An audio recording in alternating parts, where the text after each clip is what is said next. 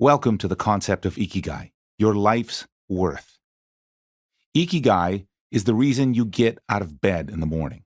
It's what you do every day that's meaningful to you and to others.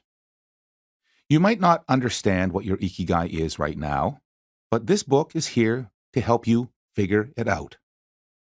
The first thing you need to know is that Ikigai is a word and concept that comes from Okinawa, Japan.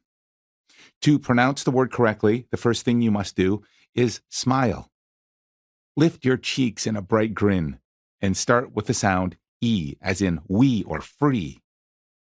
The Japanese pronounce the letter I as E. Since there are 3 I's in Ikigai, then to pronounce the word properly, you say Ikigai with a smile. The second thing you need to know is that your Ikigai is within reach. This book is intended to help you shine a spotlight on your Ikigai. Once you zoom in on what you're good at and what you love to do, your Ikigai will begin to offer you rewards.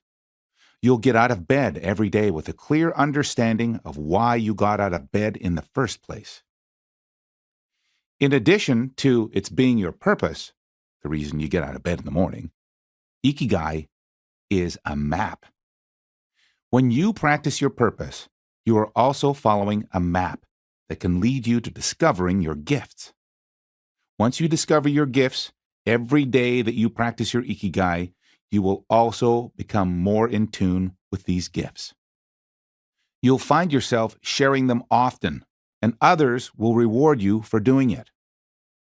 Ikigai is a map that travels in a circle of gifts. Think of Ikigai as a boomerang. When you do what you love and you do what you're good at, you throw it out there into the world and the world says, I need that. And then they say thank you in return. The boomerang returns back to you. When I was hired to be a radio host at CBC Radio 2, little did I know that I would find a dozen chances each day to feel the full circle of gifts that come from Ikigai. On the surface, the job description was to research the songs that would be played on each night's broadcast and to share the details with the listeners. I was pleased to learn that being a radio host was much more than that. I got 12 chances to tell meaningful 1-minute stories on each show. The job of a radio host is to be a companion to the listener.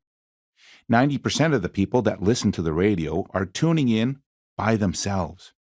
They are driving a vehicle or listening through headphones on their smartphones as they ride on a train or a bus.